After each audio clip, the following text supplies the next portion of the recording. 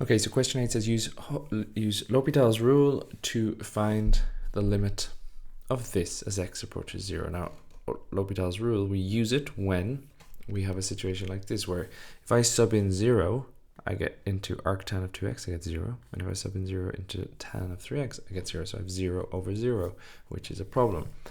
But L'Hopital's rule says that the limit of this, let me just write this here, the limit of, or as x approaches 0, of arctan 2x over tan of 3x is going to be equal to the limit as x approaches, the limit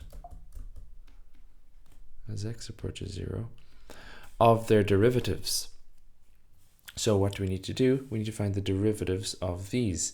Now, what's the derivative of arctan 2x? Well, the derivative of arctan 2x, I've brought in these formulae to help us.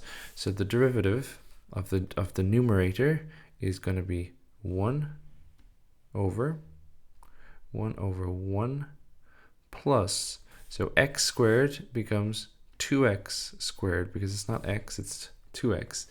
And you got to multiply it by 2 because it's the chain rule. You got to multiply by the derivative of the 2x here.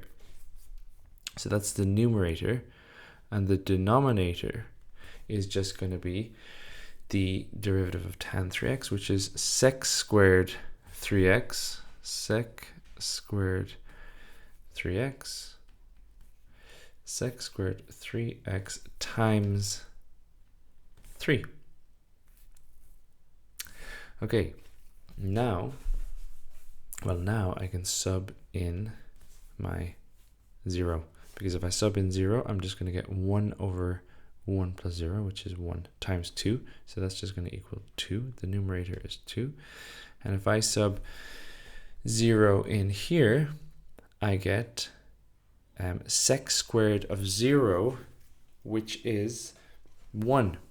Because remember, sec of 0 is just 1 over cos 0. So sec squared 0 is 1 over cos squared 0, and cos squared 0 is 1. So 1 over 1 is 1, so sec squared of 0 is 1. So it's just 1 times 3, which is 3. So actually, we're done. The L'Hopital's rule, the two main things they're testing, well, one that you understand, you have to get the two derivatives, and then getting the derivatives, I guess, is the other thing they're testing. And then you sub in 0 when you're good to go. If you subbed in 0 and you got 0 over 0 again, then you have to just differentiate again. You might have to do it twice or even 3 times. Okay, that's question 8.